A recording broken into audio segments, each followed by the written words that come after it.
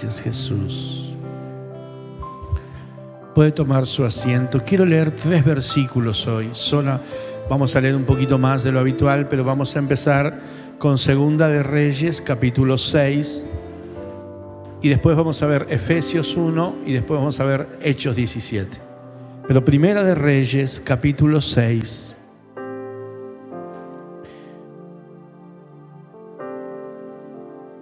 Quiero hablarles de un tema que en estos días estuve viendo, meditando y quiero compartirlos con ustedes. Dios lo puso en mi corazón. Segunda de Reyes, capítulo 6. Yo les había querido contar la historia. Los sirios se habían levantado contra la nación de Israel. Siria e Israel estaban en guerra. Entonces los sirios preparaban emboscadas para los de Israel y sobre todo para el rey de Israel. Entonces ellos preparaban una emboscada en un camino, pero había un profeta llamado Eliseo, al cual Dios le hablaba, y Eliseo le decía al rey de Israel: no vayas por tal camino porque los sirios te esperan allí. Entonces los de Israel, al saber eso, tomaban otro camino, hacían otra cosa y esquivaban. Entonces el rey de Siria se puso en un estado tan mal que dijo: ¿qué está pasando? ¿Quién de nosotros es de Israel? ¿Quién de nosotros le está contando al rey de Israel nuestras estrategias? Entonces cuando él dice eso, uno de los que está con el rey de Siria dice: mi señor, no es que ninguno de nosotros, es que en Israel hay un profeta, un tal Eliseo, que él sabe todo lo que tú hablas aún en la cámara más secreta. Dios se lo revela y él lo pasa al rey de Israel y así descubren nuestras emboscadas. Entonces, ¿qué hace el rey de Israel, el rey de Siria? El rey de Siria agarra y dice: vamos a buscar a alguien. ¿Sabe dónde está Eliseo? Y entonces le dice: está en tal ciudad. Entonces dice: vamos para allá a sitiar a la ciudad. Entonces yo le puse en contexto para no leer todo. Segunda de Reyes, capítulo 6, versículos 14 al 17. Dice: entonces envió el rey allá gente de a caballo y carros y un gran ejército, los cuales vinieron de noche y sitiaron la ciudad. Y se levantó de mañana y salió el que servía al varón de Dios. Y aquí el ejército que tenía sitiada la ciudad con gente de a caballo y carros. Entonces su criado dijo: ah, señor mío, ¿qué haremos? Y él, o sea, Eliseo, le dijo: no tengas miedo, porque más son los que están con nosotros que los que están con ellos. Y oró Eliseo y dijo: te ruego, oh Jehová, que abra sus ojos para que vea. Entonces Jehová abrió los ojos del criado y miró, y aquí que en el monte estaba lleno de gente de a caballo y carros de fuego alrededor de Eliseo. Esto sucedió en aquel momento. Usted conoce la historia, creo, lo hemos leído, ¿no? El criado asustado porque el ejército sirio había rodeado la ciudad. Eliseo le dice: no te hagas problema, más son los que están con nosotros que con ellos. Y él ora y son abiertos los ojos espirituales del criado y puede ver los ejércitos de Dios, carros de fuego, apostados todos alrededor de la ciudad. Impresionante. Diga conmigo: los ojos espirituales fueron abiertos. Este pasaje nos muestra que existe una realidad espiritual. Esa realidad espiritual afecta el mundo natural. Decí conmigo: existe una realidad espiritual. No solamente es lo que vemos, hay un mundo espiritual a nuestro alrededor, que si nuestros ojos fueran abiertos, sabríamos que existe. Pero ese mundo espiritual, queramos o no, afecta al mundo natural. Si usted sigue leyendo la historia en su casa, va a ver cómo Dios libró a Eliseo de todo eso, porque los ejércitos de Dios estaban con él. Pero no solamente afecta al mundo natural, sino que también en el mundo natural podemos abrir y cerrar puertas a ese mundo espiritual. En el mundo natural, o sea, lo que vemos, hacemos, cómo nos manejamos, podemos abrir o cerrar puertas a ese mundo espiritual. Yo recién les decía a ustedes, cuando oramos de Malaquías, que dice: traer los diezmos al alfolía y alimento a mi casa, probadme en esto, si no os abriré las ventanas de los cielos. Yo estoy abriendo la bendición del mundo espiritual a mi mundo natural. Pero se puede abrir, y como pasa con la bendición, también pasa con las cosas malas. Cuando nosotros nos aferramos a un pecado y lo practicamos y vivimos con él, estamos abriendo una puerta a ese mundo espiritual. ¿Qué es lo que pasaba en el Antiguo Testamento? Que no había mucho conocimiento de ese mundo espiritual. Por eso Eliseo tiene que orar por su criado para que los ojos sean abiertos, porque en el Antiguo Testamento no se entendía ese mundo espiritual. Jesús, cuando viene a la tierra, dice: el enemigo viene para matar, para hurtar y para destruir. Yo he venido para que tengan vida y vida en abundancia. Y él lo empieza a explicar. Por eso usted en el Antiguo Testamento ve frases como Jehová da, Jehová quita. Eso no es una frase teológicamente correcta, pero la persona que pronuncia eso lo hace de acuerdo a la luz que tenía del mundo espiritual. Y ellos no tenían el conocimiento de que el mundo espiritual está partido en dos. Está Dios con sus ángeles y está Satanás con sus ángeles. No hay términos medios. El mundo espiritual es así, pero en el Antiguo Testamento no había conocimiento. Por eso ellos pensaban que Dios mandaba el mal. Jamás Dios puede mandar el mal, porque no hay nada malo en él. Es simplemente que a veces abrimos puertas y esas puertas traen consecuencias negativas. Por ejemplo, consultar a adivinos, a brujos, tirarse las cartas, son abrir puertas al mundo espiritual. Pero ese mundo espiritual que en el Antiguo Testamento no era tan conocido, en el Nuevo Testamento empieza a ser explicado en mucha más profundidad, sobre todo en las cartas. Efesios capítulo 1, versículo 1, dice Pablo, ¿lo tenemos? Perdón. Efesios 1:1 dice: Pablo, apóstol de Jesucristo, por la voluntad de Dios, a los santos y fieles en Cristo Jesús que están en Éfeso. Y ahí él empieza describiendo este mundo espiritual y natural. Él dice: a los santos y fieles, le habla a la iglesia, que están en Cristo Jesús. Eso habla del mundo espiritual. Nosotros estamos en Cristo Jesús, en el mundo espiritual. La Biblia dice que estamos sentados con Cristo. Ninguno de nosotros aquí está sentado con Cristo. Sí, Él está en medio nuestro, porque prometió que donde 2 o 3 estuvieran en su nombre, ahí está Él. Por eso suceden los milagros. ¿Por qué suceden los milagros? Ninguno se tomó un ibuprofeno en el momento de pasar acá, ni hubo una inyección. ¿Qué es? Es que el mundo espiritual afecta al mundo natural. ¿Usted me está siguiendo en esto? Es importante. Y acá lo que le dice Pablo a los efesios: ustedes viven en Éfeso, pero también están en Cristo. Ustedes tienen un mundo natural que los afecta, que hay dificultades, que enfrentamos todos los días, pero también hay un mundo natural con el cual lidiamos y a veces no tenemos en cuenta esa realidad. ¿Se entiende esto? En Cristo revela el mundo espiritual. Y a lo largo del Nuevo Testamento, usted empieza a ver muchos pasajes que hablan de este mundo espiritual. Los más conocidos con nosotros, por ejemplo, es: no tenemos lucha contra carne y sangre. ¿Quién ha escuchado ese pasaje alguna vez? No tenemos luchas contra carne y sangre, sino contra potestades, contra principados, potestades, gobernadores de las tinieblas, huestes espirituales de maldad. Te está diciendo que hay una lucha espiritual alrededor tuyo.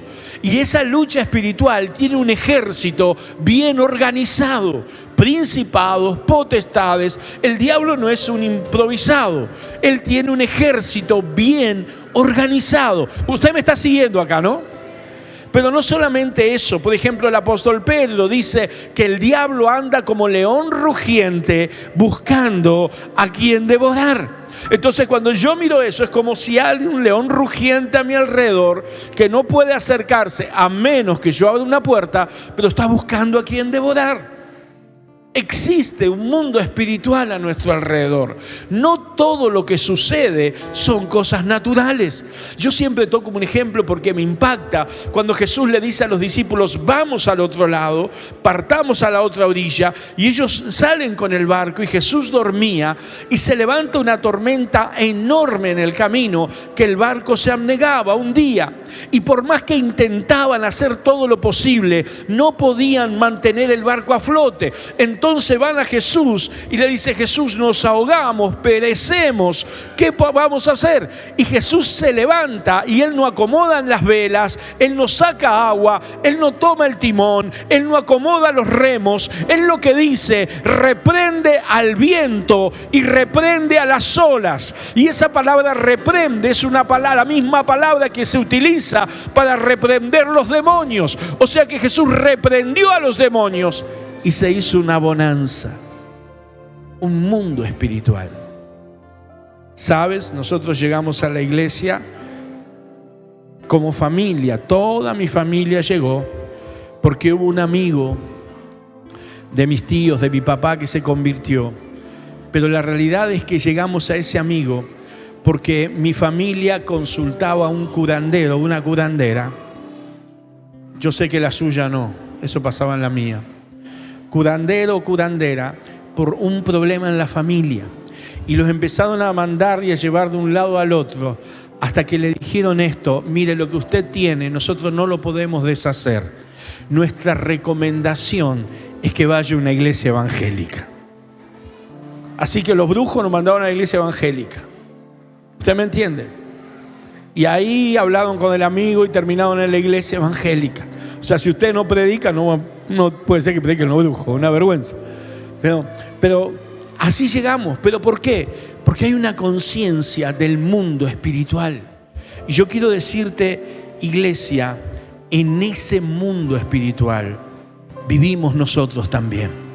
Hay problemas, hay circunstancias que se levantan en tu vida que no son naturales, son espirituales.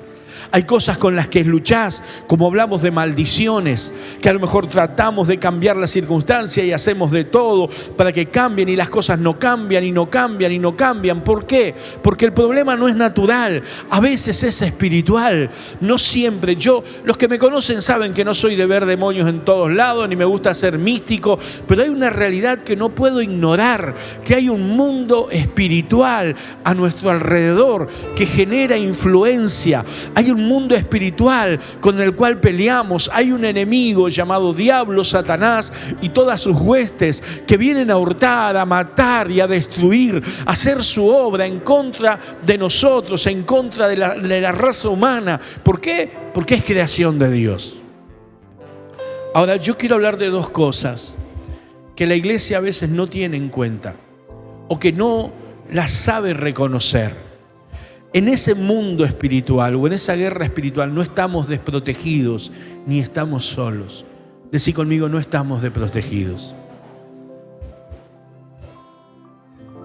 La Biblia dice en el Juan capítulo 1 versículo 12, no lo busquen, no hace falta, pero dice así: que a todos los que creen en Jesús, a los que le recibieron, a los que creen en su nombre, les dio potestad de ser hechos hijos de Dios.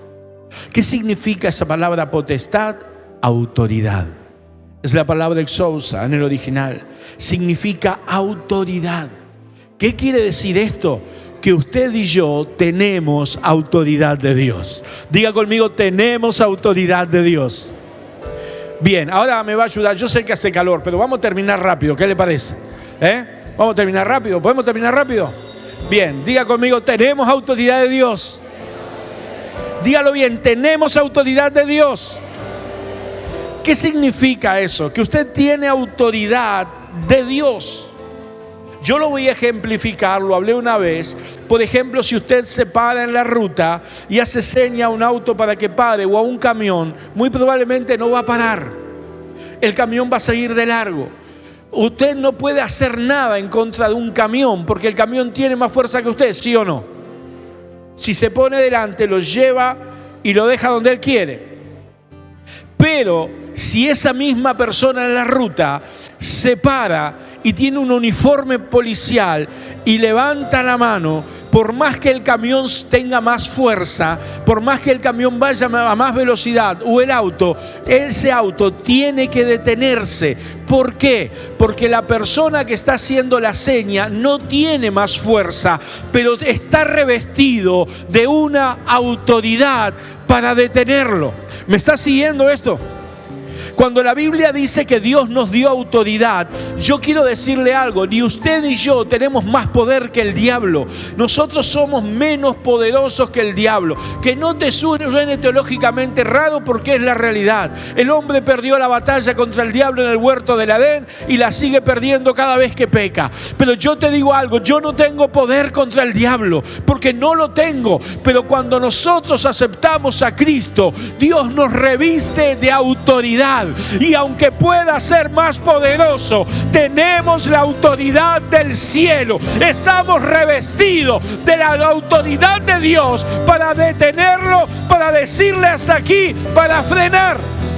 Escuche esto, la autoridad le pone límites al poder. La autoridad le pone freno al poder. Cuando el enemigo empieza a levantarse, tú puedes hacer lo que hizo Jesús. Viento, calla y enmudece.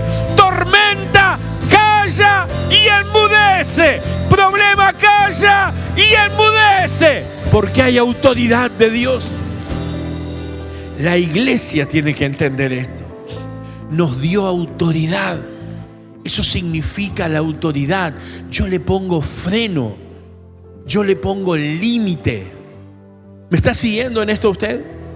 Esto es importante que yo lo entienda. Dios nos dio autoridad. Pero no solo nos dio autoridad. Lucas capítulo 1, ese búscamelo por favor, si podés. Lucas capítulo 9, Lucas 9:1, Lucas 9:1 dice así, si lo tenemos por allí, lo leemos juntos, ¿qué le parece? Lucas 9:1, o sea, cuando usted llegó a Cristo, ¿qué recibió? Diga conmigo, autoridad. A los que aceptaron a Jesús, a los que creen en su nombre, les dio autoridad de ser hechos hijos de Dios. Cuando usted aceptó a Jesús, ¿qué recibió? Autoridad. ¿No le pasó a usted? A mí viene y me dice, pastor, veo una sombra que pasa por mi casa. Entro a la pieza y tengo una sombra parado ahí. Dios te dio autoridad. No importa si tienes un día en la iglesia, Dios te dio autoridad para decirle, sombra, te llames como te llames, andate fuera. ¿Usted me está siguiendo? Yo cuando era jovencito, 12 años, estaba entregado al Señor y yo no sabía esto. Y yo en mi pieza me acostaba y a veces me destapaba así, miraba y yo veía una sombra en un costado y me tapaba todo hasta acá arriba. Y oraba el Padre Nuestro rápido, Padre Nuestro que estás en los cielos, santificado sea tu nombre. Y ahí tapado hasta arriba me quedaba dormido. Yo sé que alguno que le ha pasado me entenderá. Y esa sombra estaba allí y a mí me daba miedo. Y por ahí no estaba y por ahí alguna noche la veía. Pero cuando llegué al Señor y me dijeron, tenés autoridad, reprendelo. Yo tuve mucho miedo, pero dije, en el nombre de Jesús te va y nunca más volvé. Y me tapé rápido hasta arriba. Pero lo cierto es que desapareció para siempre. ¿Por qué? Porque Dios nos dio autoridad.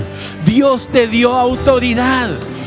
Pero no solamente eso, Lucas 9:1 dice, habiendo reunido a sus 12 discípulos, les dio poder y autoridad sobre todos los demonios y para sanar enfermedades.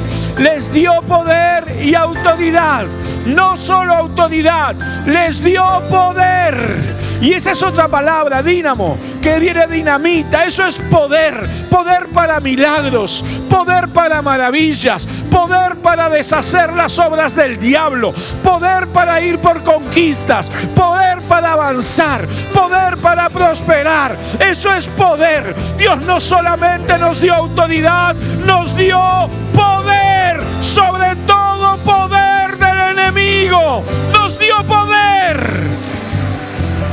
La iglesia fue revestida con poder. Ahora, la autoridad viene en el momento que aceptas a Jesús, ¿sí o no? Aquí Jesús llama a los 12 y le dice: muchachos, les voy a enseñar algo que ustedes no conocen. Les voy a dar autoridad porque están conmigo, van a ir en mi nombre, pero les voy a dar poder. Y salieron y los enfermos se sanaban, los demoniados eran libres, ellos veían las maravillas de Dios y vinieron con poder. Pero ese poder fue un adelanto, porque eso no siguió así, fue esa vez. Eso fue un adelanto, porque la autoridad viene cuando yo acepto a Cristo, pero el poder viene cuando el Espíritu Santo es derramado en mi vida. Por eso Jesús a los apóstoles y a los discípulos les dice: cuando Él se va a ir, no se vayan de Jerusalén. Esperen la promesa del Padre, porque el Espíritu Santo va a venir sobre ustedes y recibiréis poder. Esa misma palabra que está allí está en Hechos 1:8. Recibiréis poder. Poder sobre todo poder del enemigo. La Biblia dice que en las reuniones el aceite cae desde la barba de Aarón hasta el borde de las vestiduras. Eso es unción. Los cultos tienen que ser cultos donde yo me voy lleno del poder del Espíritu Santo.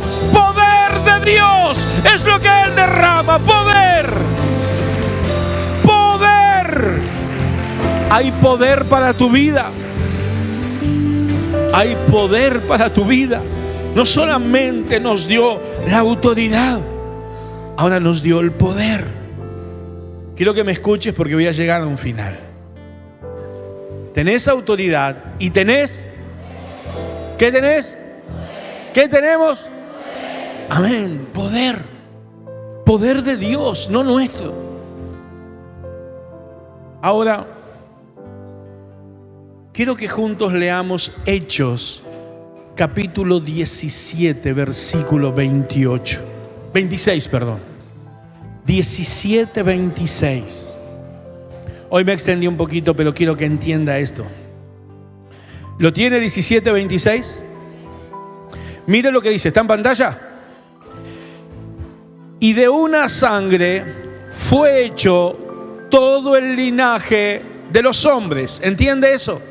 Eso quiere decir que creó a Adán y Eva y de ahí todo el linaje de los hombres para que habiten sobre la faz de la tierra. ¿Dónde habita el hombre? ¿Dónde habita el hombre? Sobre la faz de la tierra. Escuche, y les ha prefijado el orden de los tiempos y los límites de su habitación. Eso significa que de un hombre, Adán y Eva, salieron todos los hombres. El propósito de Dios es que los hombres habiten la tierra, pero Dios le ha prefijado los tiempos y los límites de su habitación. Eso significa que yo y vos, ninguno de nosotros es un accidente. Nosotros nacimos en el tiempo de la historia que Dios tenía determinado. Tu nacimiento estuvo marcado desde antes de la fundación del mundo.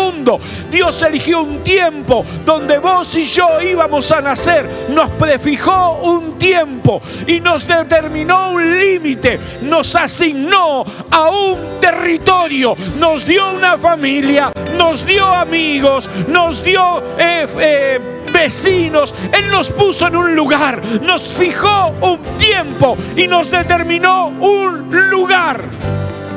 ¿Para qué? Escuche esto. Para gobernar. Decirle al que está a tu lado: para gobernar. El propósito de Dios era que el hombre ejerciera el gobierno. El propósito de Dios es que en el lugar donde estás y en el tiempo donde estás, seas el instrumento de Dios para que el reino de Dios venga a tu vida y a tus realidades. Dios te asignó un hogar, no para que el hogar se destruya, sino para que el hogar conozca que hay Dios en medio de ellos. Dios te asignó vecinos, familiares, amigos, para que ellos sean salvos. Dios te asignó una casa, una economía para que sea prosperada. Dios te asignó cosas.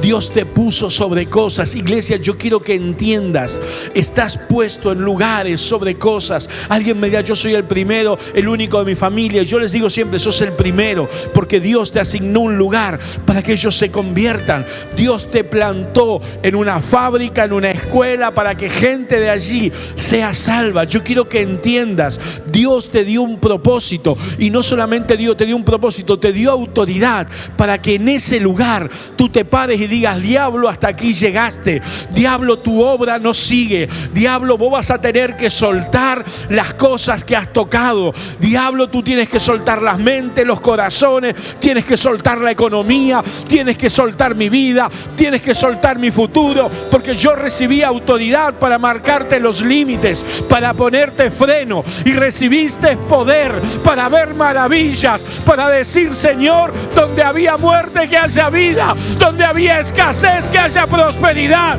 donde no florecía, que sea fructífero, donde no había vida, donde había muerte, que haya salvación, poder de Dios, milagros de Dios.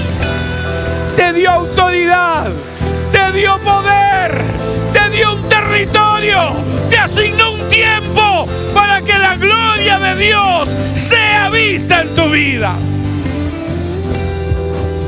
Yo me emociono, pero por eso Jesús le dice: cuando oren, oren así: venga a nosotros tu reino, venga acá tu reino. ¿Me lo entiende? ¿Está entendido? Pregunta: ¿por qué entonces nosotros empezamos? No sé qué pasa en mi casa. Se me rompió la heladera, arreglo la heladera, se me rompe el televisor. Arreglo el televisor, se me rompe el ventilador. Arreglo el ventilador, no sé qué pasa. Cualquier parecido con la realidad es pura coincidencia. Decimos: no salgo de una, que ya estoy en otra. ¿Cómo puede ser? No terminé de un problema, que ya estoy en otro problema. No terminé de una lucha, que estoy en otra lucha. ¿Cómo puede ser? ¿Le ha pasado? Estábamos bien, pero se endemonió. Estaba todo bien y de repente no sé qué pasó, pero es un lío bárbaro. Todo se complicó, todo se dio vuelta.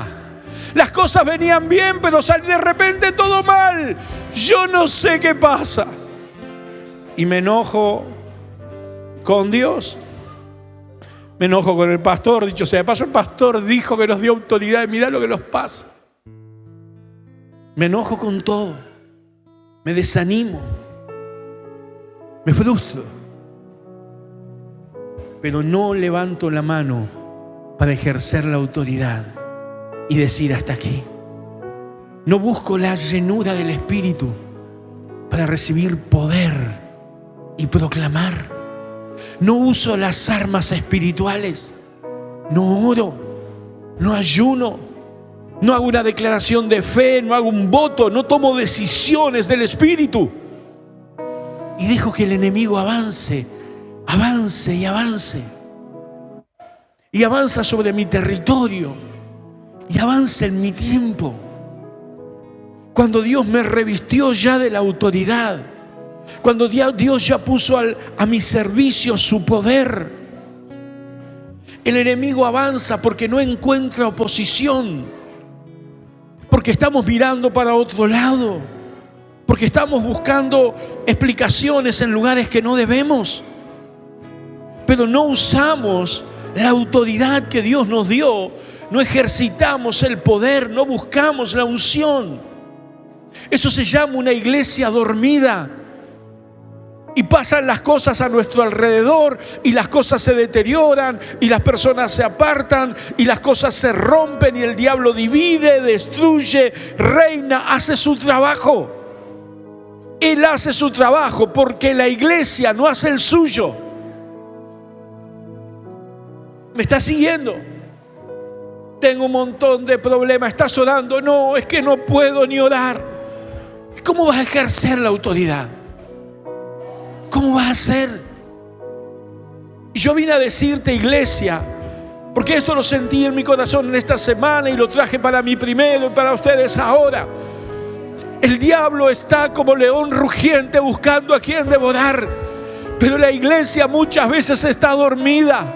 Hablamos de ir por nuestros seres queridos y estamos dormidos. No tenemos la lista o no oramos. Y mañana pasa un accidente, Dios no lo permita, los libro a todos. Pero pasa algo y decimos, ¿cómo puede ser? ¿Cómo pasó? Lo tuviste en tu mano, lo sabías. Vemos que las cosas se deterioran y buscamos las excusas del diablo. Y bueno, que el país, que la economía, que el presidente, que el gobierno que el anterior, que aquel. Y no ejercemos la autoridad que Dios nos dio. Y yo vine a decirte, iglesia, esta noche es tiempo de despertarnos. Es tiempo de levantarnos.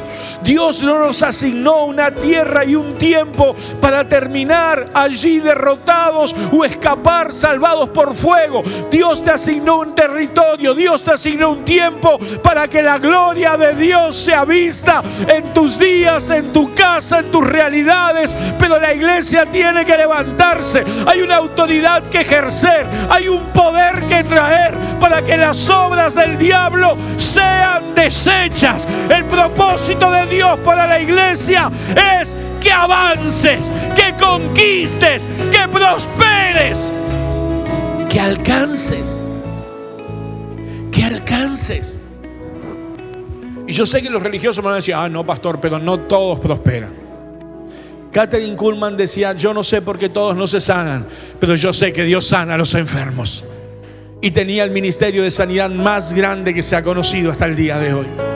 No tenemos todas las respuestas, pero tenemos un Dios que nos dio autoridad y nos dio poder.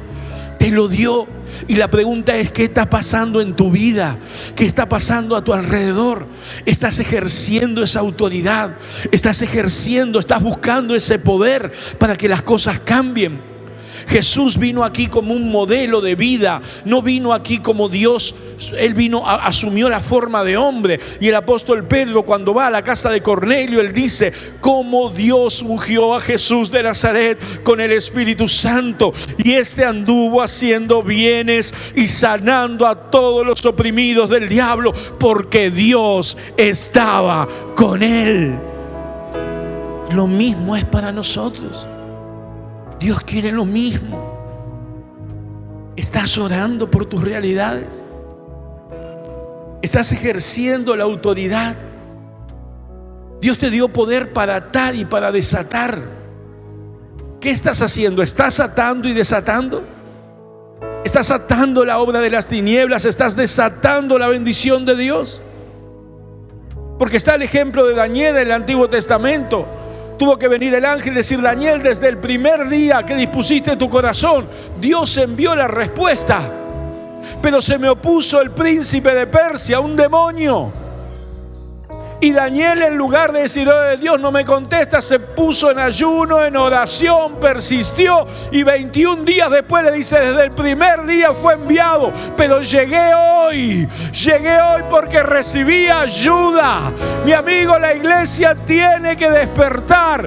Tenemos que despertar. Dios nos dio autoridad, Dios nos dio unción y nos dio para hacer la obra que Él nos asignó, en la tierra que nos asignó y en el tiempo que lo asignó.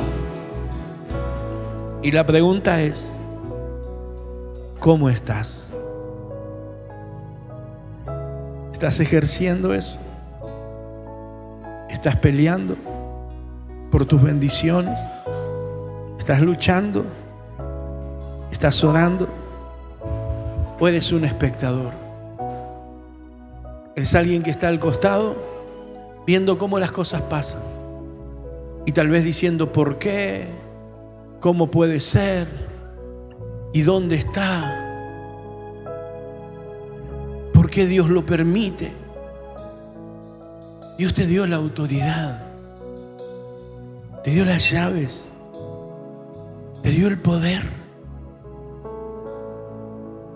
Nosotros Necesitamos marchar ahora. La oración no es una elección de vida, es una decisión de vida. La iglesia tiene que levantarse, porque si no, ¿sabes qué pasa? La iglesia pelea en sus fuerzas y queremos hacer la obra de Dios en nuestras fuerzas, cuando es con su Espíritu.